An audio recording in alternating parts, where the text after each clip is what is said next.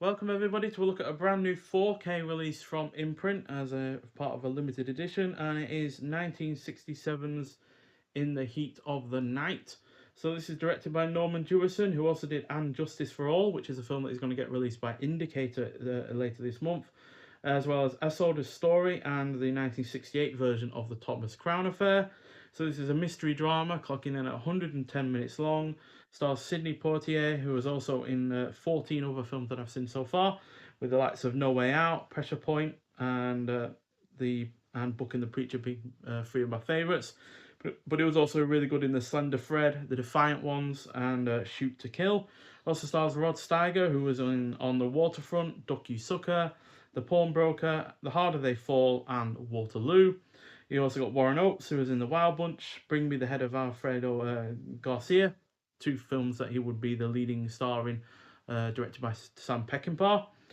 He was also in Race with the Devil, which is highly underrated and one I still wish would get a Blu-ray release at some point, as well as Blue Thunder and The Shooting. And finally got Lee Grant, who is still with us at the grand old age of around 97 or 99. No one's really sure about her birthday.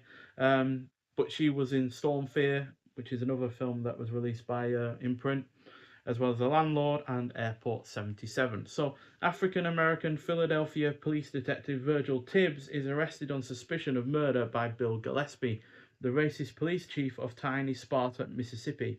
After Tibbs proves not only his own innocence, but that of another man, he joins forces with Gillespie to track down the real killer. Their investigation takes them through every social level of the town, with Tibbs making enemies as well as unlikely friends as he hunts for the truth. So, helmed by two great lead performances, Rod Steiger would actually go on to win Best Actor at the Academy Awards. Plenty of social commentary that still resonates today, and a well executed plot. This is a highly engaging effort that provides both entertainment and thought provoking themes in equal measure. It is also well paced, the supporting cast is good, the score by Quincy Jones is excellent, the cinematography is on point, and there is even some effective humour that is neatly mixed in with its more serious elements, because obviously it does deal with class, it does deal with racism, prejudices, and such and such. So yeah, really great effort. 4.5 out of 5 from me, and yeah, one that I haven't seen for 9 years since before this release came out. So Rod's really looking forward just to revisiting the film, never mind seeing it in this new 4K edition. So yeah, it says on the top there, they got a murder on their hands, they don't know what to do with it. So yeah. Now, I do believe that Kino Lorber did a 4K release of this in 2022, but the big difference between this and that release is that was only in SDR, or standard dynamic range, whereas this is in HDR, high dynamic range. So that's the big difference. It's also got Dolby Vision as well. So even though we have had a 4K release in the past, one that I haven't seen personally, so I can't comment on the differences, this is nonetheless new in that regard, and it does look and sound really rather great. So no issues in that regard. So there's a 4K disc, and then the Blu-ray as well. So this is number 428 in the Imprint collection. So not only do we get the 4K and the Blu-ray, which has the majority of the special features on, by the way, we get a hardback book, which is really nicely done. So inside, on nicely done paper, we get Night Moves, In the Heat of the Night's Pursuit of the American South by Travis Woods, as well as numerous images from the film as well, which are really high quality in their images and well printed, which in of itself really does show how good the 4K is.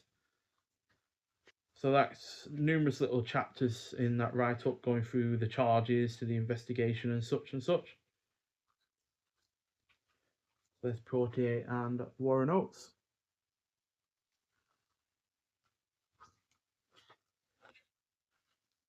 We also get selected excerpts from the original press book, so different versions of the poster and such.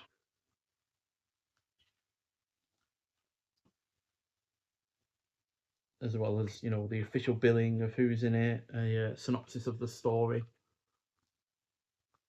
So yeah, it's all cool that these kind of things do get kept and archived and such. So yeah, really well done. Nice little book, that one. Nothing too in depth, but it's nice enough regardless. And on the 4K, we have the Dolby Vision 2160p ultra high definition and 1080p high definition presentation on the Blu-ray. And then we have on the 4K disc itself the audio commentary by director Norman Jewison, cinematographer Haskell Wexler, and actors Rod Steiger and Lee Grant. So that would have been on a DVD, I imagine, because Rod Steiger did die in 2002.